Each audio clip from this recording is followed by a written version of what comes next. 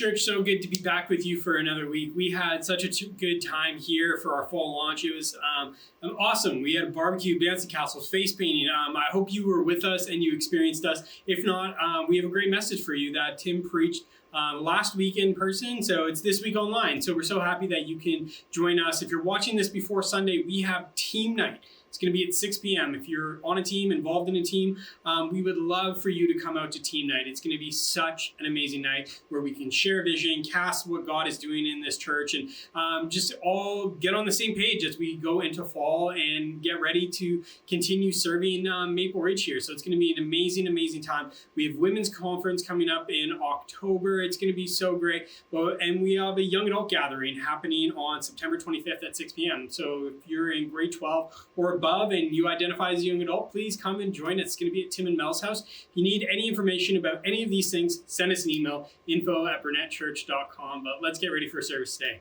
Love you guys. Well, welcome here, everyone. My name's Tim. If we haven't met yet, I am lead pastor here at Burnett, and it's really my honor to welcome you. Thanks for joining us on our Fall Launch Sunday. What is Fall Launch? It's an excuse to have a party. It's an excuse to celebrate. And we're really glad that you chose to be here with us this morning. Special congratulations to all parents who sent children back to school this week. Congratulations. The fact that you're here means you survived. You're still alive. It's amazing. This year, we sent one of our kids to a new school. The twins are now at Fairview, just around the corner. And Layla is in grade 9. Grade 9. Like grade 9 was the year that I started high school in Nova Scotia. She's a real high schooler now. None of this fake Maple Ridge grade 8 high school thing. But a real high schooler in grade 9. And I can tell that she is a full-fledged, absolute teenager now. Because things that don't matter to the young ones are starting to matter to Layla. Things like brands. Like the kids don't care. As long as they get new shoes, they can be new shoes from Walmart, they're super happy. No. Layla turns the phone around yesterday while we're sitting together watching a baseball game, and she's like, Dad, these are the shoes I want. And they're reissue first generation Jordans. She's been obsessed with the Jordans all summer long. When we went to California, she is obsessed with the Jordans. She's showing them to me. It's making me feel super old. I just turned 42 yesterday. And she's like, Dad, look at these cool shoes. And they're, again, reissues of shoes that came out when I was in grade 9. My youth leader had the shoes that she showed me. I was like, oh my gosh, I'm so old. Do you ever wonder how Jordan got to be the coolest guy? Like, how is he still cool today? How is it possible? Because when I was in grade 9, Michael Jordan was pretty much the coolest man on earth. Do you remember this time period? Anybody remember back to let's say 1992? Right? Good. I'm not the only one. 1992, Michael Jordan has just led the Chicago Bulls to their repeat first 2 NBA titles. In 1992, Michael Jordan led the Dream Team to Barcelona. For the very first time, the Dream Team was not a thing until Jordan and Magic and Larry and all of those guys come together, right? And the clamor for Jordan was so huge that it inspired Gatorade to start a commercial that reflected all of our feelings. I want to be like Mike. I just want to be like Mike. If you were at that stage of your life and you played any basketball at all, every kid on the court, or adult or teenager, tried to be like Mike. How many people did you see trying to do a layup with their tongue hanging out? Mike's thing, right? Or do those shots from underneath the basket that Mike just did all the time and none of us could ever repeat. They were like magic. Michael was at the top of his game, at the top of the world in 1992. Do you remember what happened to Mike in 1993? Shortly after he won the third three-peat NBA championship, his father was murdered. His father was murdered in his car while he was taking a nap. There was a botched burglary, and the guys came across Michael Jordan's dad in his car taking a nap, and they shot him in cold blood. And the circumstances of Michael's life in that moment, in spite of everything he had going for him, changed radically. And he gave up basketball. None of us could believe that Michael Jordan wouldn't want to play basketball. Like, isn't it clear to everyone that Jordan was made to wow us through this game? It was his great gift, and great gift to us as we watched on. His great purpose in life, and it was just done. I'm finished. I'm going to walk away. I don't have the motivation. Without my dad in my life, I just don't have the motivation to do this thing that he helped me learn. He helped me become. The circumstances of Michael's life changed dramatically. And sometimes when our circumstances change, it leads us to take a break from the things that we love the most. We've called this next couple of weeks here a Get Back At It series, because I have a hunch that some of us can kind of identify with what's gone on in Michael's life. Has anybody's life been interrupted in the last 2 years? Did it change your patterns of behavior and systems of life? Absolutely. Absolutely it did. The church as a whole, this church in particular, all of us, everything that we knew about how to do life flipped upside down in a moment. And for many, it's led to a loss of motivation to try to find the rhythm for church and life again. A little bit of loss of motivation to do the work that's required to build really great relationships. But I want you to know that this is not new, and that Jesus has something to say to us in the midst of this season. You probably will walk away from this morning and go, I've heard people say that before. You didn't tell me anything new. Now, I don't want to tell you anything new this morning. I hope that you've heard this before. And I hope that if you haven't heard what I'm about to say, that it will impact you in the way that it's meant to impact you, as God speaking directly to our hearts. A similar thing happened to Jesus' disciples. Their world was turned upside down the day that Jesus Christ was crucified. They had spent the last 3 years of their life spending every single waking minute with Jesus, being invested in by him, following him and learning the rhythms of his life. And then all of a sudden, in a week, bang, Jesus is taken from them.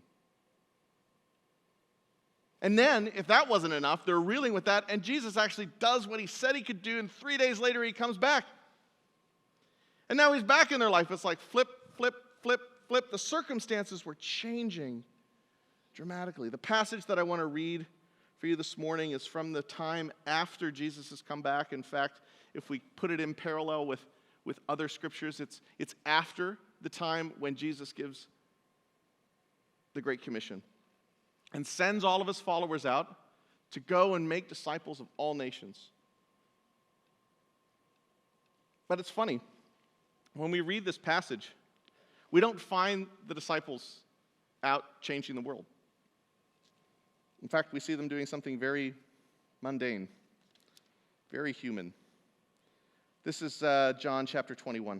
If you have a Bible, you're welcome to open it. If you have one digitally, you can do that. If you don't have either, you can download an app for free. It's called YouVersion. It's a really good thing to have a Bible in your pocket most of the time. Here it is, John chapter 21. If you don't have either, we're going to put it up on the screen. Afterward, Jesus appeared again to his disciples. So this is the third time. By the Sea of Galilee. It happened this way. Simon Peter, Thomas, also known as Didymus, Nathanael from Cana in Galilee, the sons of Zebedee, and 2 other disciples were together. I'm going out to fish, Simon Peter told them. And they said, we'll go with you. So they went out and got into a boat. But that night they caught nothing. Early in the morning, Jesus stood on the shore. But his disciples did not realize that it was Jesus. He called out to them, "Friends, haven't you any fish?" "No," they answered. He said, "Throw your net on the right side of the boat, and you will find some." And when they did, they were unable to haul the net in because of the large number of fish. Then the disciple whom Jesus loved said to Peter, "It is the Lord." And as soon as Simon Peter heard him say, "It is the Lord," he wrapped his outer garment around him and jumped into the water. The other disciples followed in the boat, towing the net of fish, for they were not far from the shore, only about 100 yards. When they landed, they saw a fire of burning coals there with fish on it and some bread. Jesus said to them, "Bring me some of the fish you just caught." So Simon Peter climbed back in the boat and dragged the net ashore. It was so full of large fish, 153. But even with so many of them, the net was not torn. Jesus said, "Come and have breakfast." None of the disciples dared to ask him, "Who are you?" because they knew it was the Lord. Jesus came, took the bread, and gave it to them, and did the same with the fish. And this was now the third time Jesus appeared to the disciples after he was raised from the dead. It's funny sometimes how we respond to change in our life. Like, I think human beings, as a species, generally speaking, are pretty change resistant when it comes down to it. We are built to seek comfort. All of the super intelligent, amazing things, all the creativity that God has given human beings, we use it almost exclusively to be lazy. Do you ever notice that? Do you ever notice like all the things we make are just designed to not make us work anymore? And don't get me wrong, like I'm really glad for the microwave oven. I'm super glad most of the time that I don't have to walk everywhere I can take a car. It would be better for me, admittedly. But it would be super inconvenient to have to every day walk everywhere we want it to go. Isn't it amazing how efficient we are at being lazy, seeking comfort? Look, if everything has gotten turned upside down for you, and sometimes your motivations are not where they used to be, please don't beat up on yourself. That is not the point of this morning. If it can happen to Peter, it can happen to us. Peter's like supposed to be the rock. You're the rock that I will build my church on. Big things said about Peter's life. Peter's just a guy. It was like when things get hard, he's like, I'm going to do what I know. I'm going to go fishing. You know? Peter is the guy who climbs back in the boat and goes right back to what he was doing. The question I want to ask, the things that I want to say this morning are like, what did Jesus do in response to the disciples just deciding to pack it in and go back to life as they knew it, to seek comfort in their time of turmoil? I think it's three things that we can take out of this passage at the very least. First, he reminded them of his love. Luke just talked about this a minute ago when he was talking about the worship song, Goodness of God. Your goodness is running after me. I want you to remember this morning that God pursues you. Even when the things that we do might put us in a place where one could probably give God an okay for like, hey, I'm not going to chase you down this time. We've been through this before. Jesus is the one that shows up to them. They didn't go looking for him, even though they'd seen him before. They didn't go about the business that they were given. And even so, Jesus' great love for them means that he showed up. And we all want somebody who shows up in our life. If you have ever gone to see a child perform or play sports, and you've caught their eye the minute they look up or look out on the field and find you there, and all of a sudden their countenance changes. You ever experience one of those magic moments where your kid catches you that you actually showed up? That is the experience in the moment that I hope you will have this morning. Jesus is here for you. He still shows up for you. As we get ready to sort of like relaunch back into sort of normal life in September and all that it means for us as families and all that it means as us for a church, there is no greater beauty or truth than to remember Jesus is coming for you. He has come for you. He's waiting for you. He's calling you. He's pursuing you because of his great love for you in this patient, beautiful, father-like way. Jesus just shows up. You're still on his mind. You're still on his heart. He still pursues us. And the next thing we catch Jesus doing is that he reminds them of all that they've been through. There are two really important callbacks in this passage. And you probably already picked up on them. But the first one is like, remember in John chapter 5, when Jesus first encounters the disciples? It's almost a word-for-word verbatim experience of what they're going through right now. Jesus shows up on the shore. The guys are in the boat. They're fishing unsuccessfully. Do you ever wonder why Peter was a fisherman? He appears to be a very terrible fisherman. Every time we find Peter, he's catching no fish. It was probably a good thing that Jesus showed up and offered him something else. Didn't seem like he was very good at what he was doing. In John chapter 5, though, this is what happens. They've been fishing all night. They caught nothing. Jesus shows up. He says, hey, try the other side. And boom, they catch fish. And they're intrigued by this guy, this Jesus. He is reminding them by going through the same process. His timing was perfect. It's almost like he's God and knows what he's doing. Because he shows up in exactly the same circumstances. Do you ever wonder if Jesus made it so that they couldn't catch fish that night? So that he could do the same thing in the morning? I don't know. It's an interesting question. Jesus reminds them of the power that he has and the power that they've experienced in their relationship with him.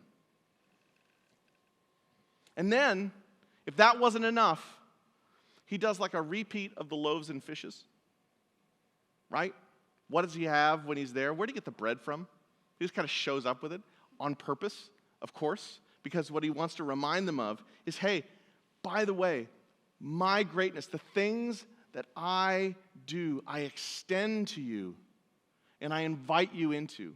Your life finds greater significance and purpose. Can you imagine the experience of having been one of the people who was responsible for passing out loaves and fishes to 5,000 people? And then collecting the scraps afterwards? Don't we all long to be a part of something bigger than ourselves? Isn't purpose and a sense of meaning and destiny just built into your hearts? One of the basic needs of humanity. Love is probably the other one. A sense that God is going to do something with us. And he reminds them in that moment, in the moment where he's like, hey, here are loaves and fishes. Remember this? That his people have a bigger purpose than they could ever imagine, and more to contribute to the world than they would ever think possible. In that moment, it's like he's telling them, remember what I told you? It's recorded in John chapter 14. Greater things than I have done, you will do. And even so, even in spite of those promises, they decide to go fishing.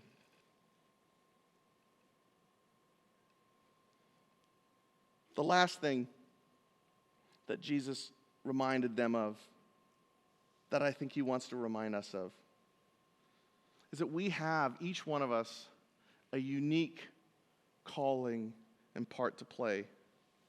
Later, the next part of the passage is entitled, Jesus Reinstates Peter.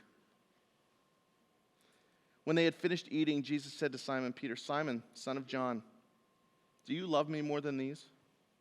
Yes, Lord, he said. You know that I love you. Jesus said, feed my lambs. Again, Jesus said, Simon, son of John, do you love me? And he answered, yes, Lord, you know that I love you. Jesus said, take care of my sheep. And the third time he said, Simon, son of John, do you love me? And Peter was hurt because Jesus had asked him the third time, do you love me? He said, Lord, you know all things. who even showed up here this morning with a loaf of bread. You know that I love you.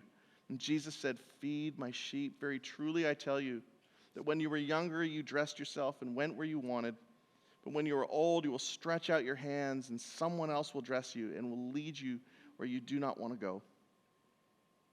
Jesus said this to indicate the kind of death by which Peter would glorify God. Then he said to him, follow me.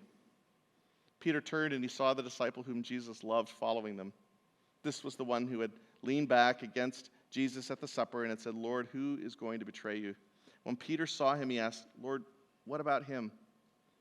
Jesus answered, if I want him to remain alive until I return, what is that to you? You must follow me.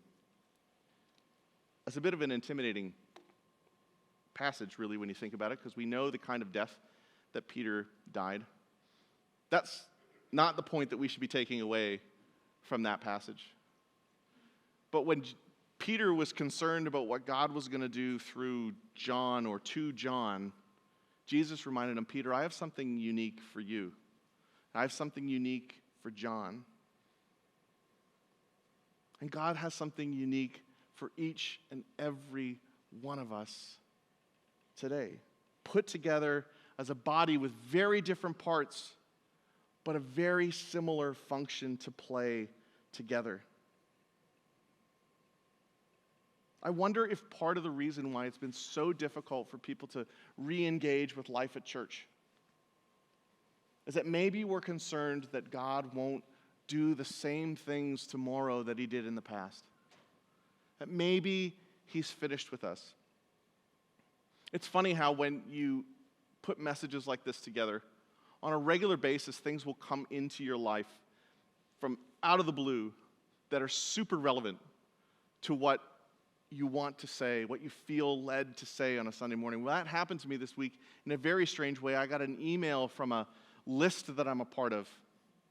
And it was meant as an encouragement to leaders, but I wanted to share it with you this morning. It's actually not a movie that I've watched in its entirety, but I thought that it had a really fantastic point to make. Sarah, will you play that clip for us now? Would you be surprised if I told you that the Navy has credited you with over 160 kills? Do you ever think that you might have seen things or done some things over there that you wish you hadn't? Oh, that's not me, no. What's not you? I was just protecting my guys. They were trying to kill our soldiers, and I'm willing to meet my creator and answer for every shot that I took. The thing that haunts me are all the guys that I couldn't save. Now, I'm willing and able to be there, but I'm not. I'm here. I quit. You can walk down any hall in this hospital. We got plenty of soldiers need saving. Mm-hmm.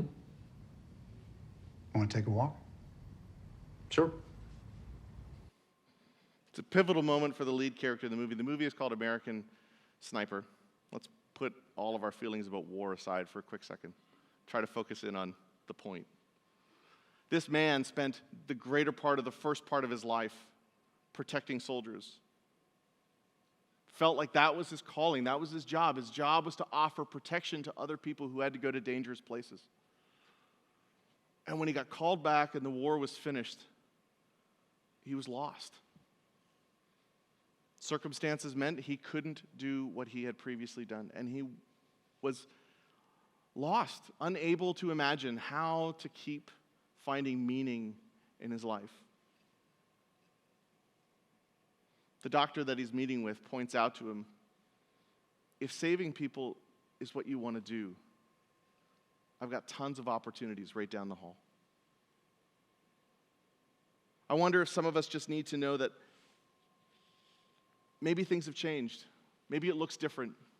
Maybe it's not the same as it was before. But that does not mean that God has finished using you and using us.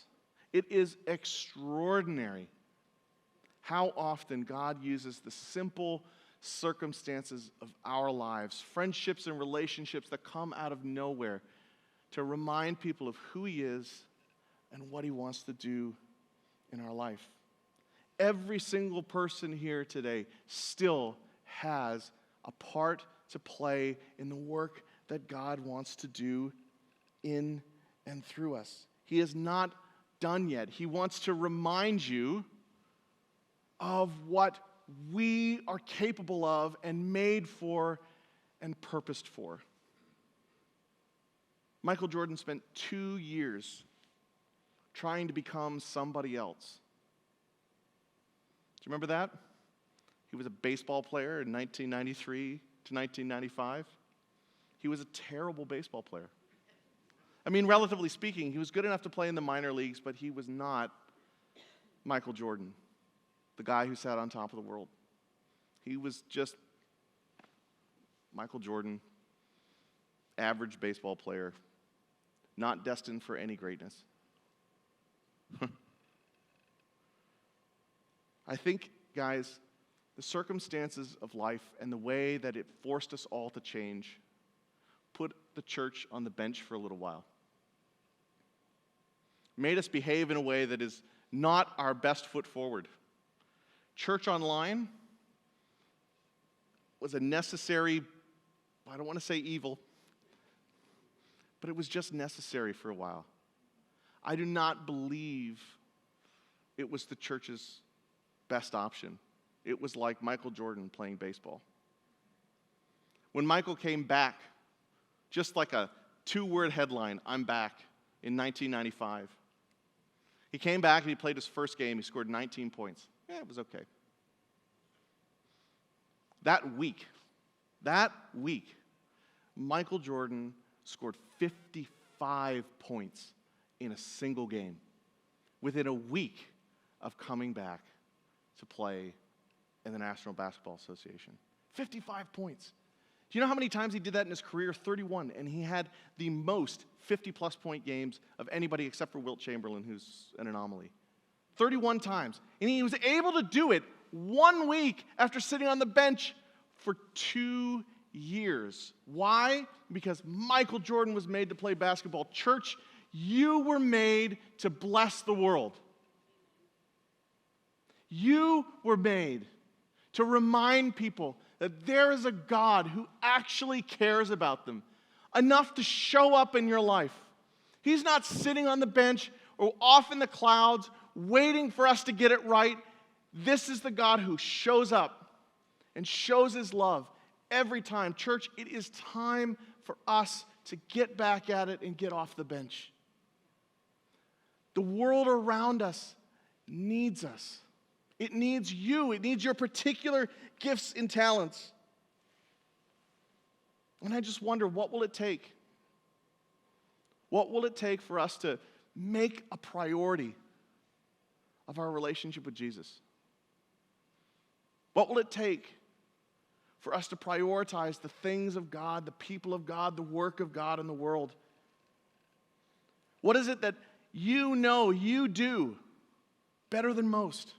That if you offered that to God, he would multiply it and do incredible things through you. It might be simple things. It might be very complicated things, but there are some things you do, and you know when you're living in your sweet spot. You know when you're doing the things that you love and the things that you're great at, because you and everybody around you is more alive. What do we need to rekindle and recommit to? Maybe it's a work, maybe it's a relationship, maybe it's something else. I don't know what it is for you. That's for you and the Holy Spirit to figure out. But here's what I do know. The church was not made to sit on the bench. The time for that is finished. And the world needs us to be what God intends for us to be. I hope you'll consider this an invitation, a challenge even, to, okay, what do I need to evaluate? What do I need to look at? What do I need to change to get at it and get back in the game? Let's pray together. Well, that was such a great service. Thanks so much for joining us online. If you need prayer or if you need anything at all, send us an email, info@burnettchurch.com. We'd love to make ourselves available for you. We hope you have a great Sunday, and we'll see you soon.